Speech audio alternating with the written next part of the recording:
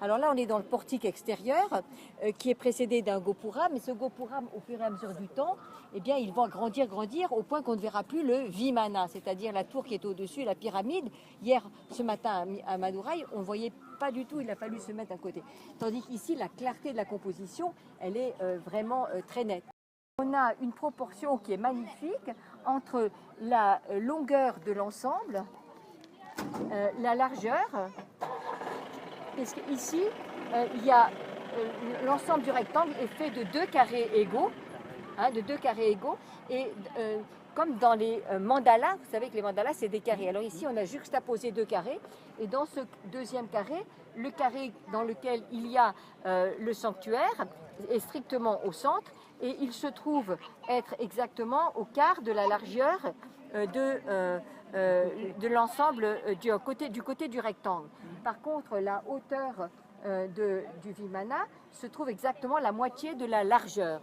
Et donc ici, les proportions, comme vous le voyez, sont d'une rigueur géométrique absolue, ce qui fait qu'on est bien. C'est-à-dire, on voit que qu'est-ce qui est remarquable, c'est qu'ici, cette architecture, eh bien, elle valorise le sanctuaire, c'est-à-dire l'ascension, cette espèce de démarche de transcendance de la terre vers le ciel, et qui est donnée par cette forme pyramidale qui est parmi les plus traditionnelles depuis des millénaires, on le sait bien, pour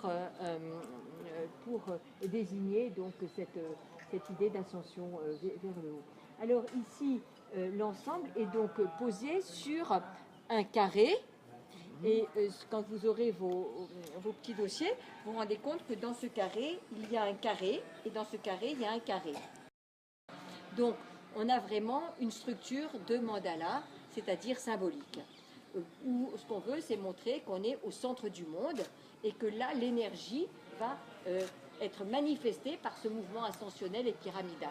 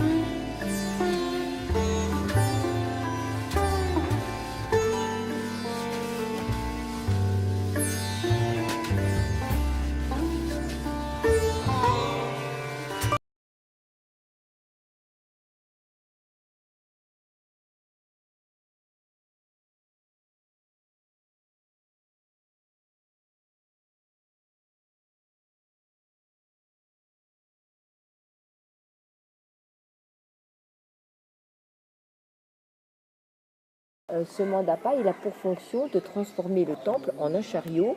Donc vous voyez qu'ici, on va matérialiser l'idée de chariot avec cette très belle roue ouvragée qui est tirée d'une part par un éléphant, d'autre part par un cheval. Alors il tire à U et à dia, mais c'est pas grave parce que ce qu'on veut, c'est les choses qui vont dans tous les espaces, dans tous les champs possibles, imaginables.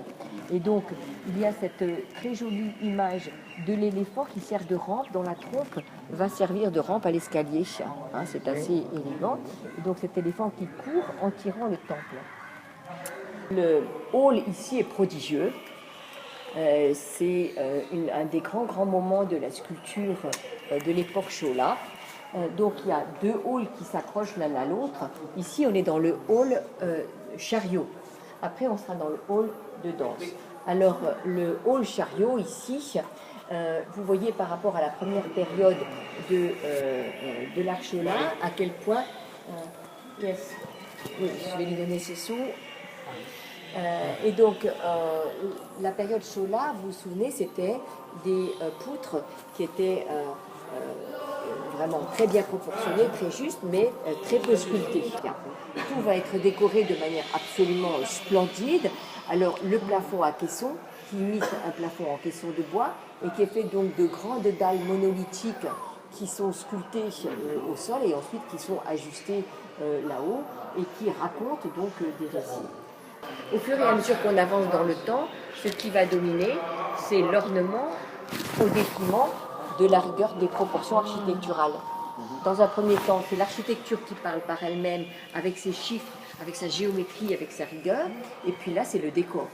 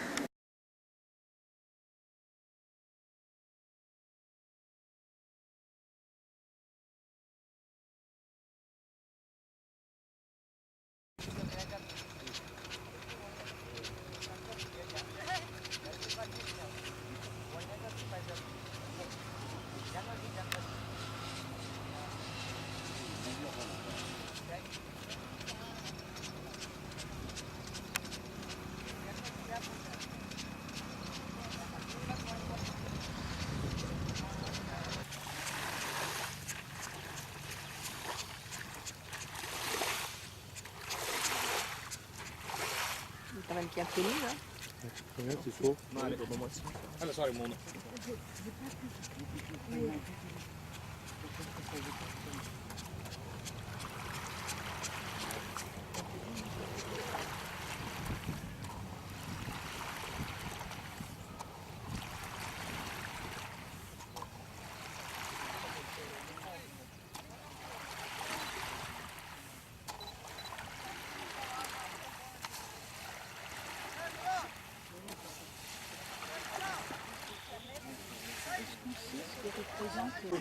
Salé du sel à l'intérieur de l'œuf.